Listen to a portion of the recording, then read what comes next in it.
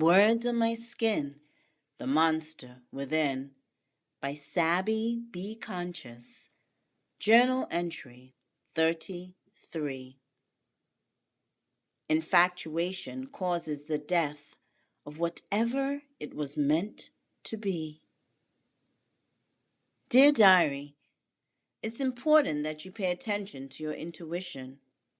It spoke to me, warned me months before Sino's resurgence that something was still missing despite Stone giving me everything I thought I needed.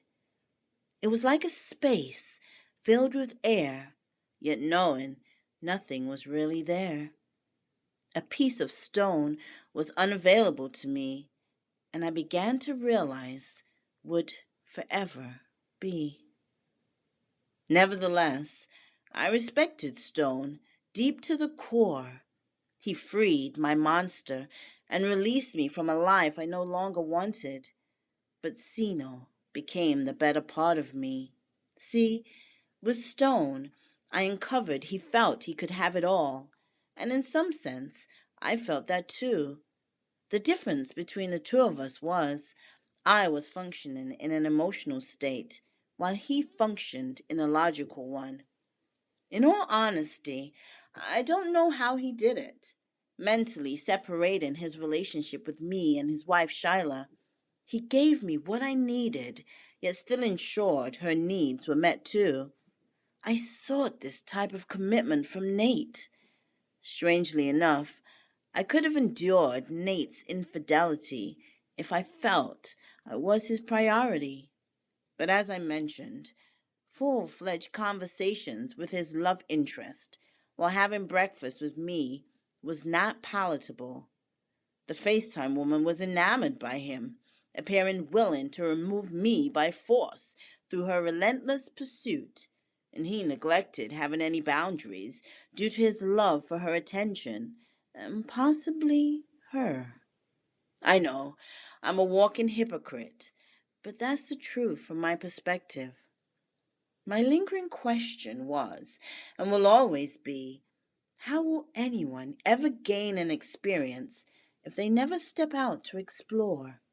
I questioned, would it have been possible to have this experience without being the biggest hypocrite on earth?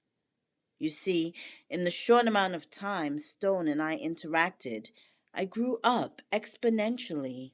It sounds weird, but it's true. I matured emotionally and saw the core of who I desired to be. Without Stone, I would still be the walking dead, without any answers. I feel fortunate that I can see over the fence now, but I transitioned from the victim to become the assailant. I understood his wife's experiences because they were mine. I understood Nate's actions because they were Stone's. I understood why these situations of infidelity can be short-lived because there was no longevity in it for me. My formulated opinion was, the only time you will find longevity is when you truly settle down in your kingdom with your king. And even then, it's still not safe. Infidelity can seep through the walls, pour through the cracked windows, and sneak right through the front door that's slightly ajar. Thank you for listening to Journal Entry 33. Subscribe and join me for my next journal entry. Until then, be conscious.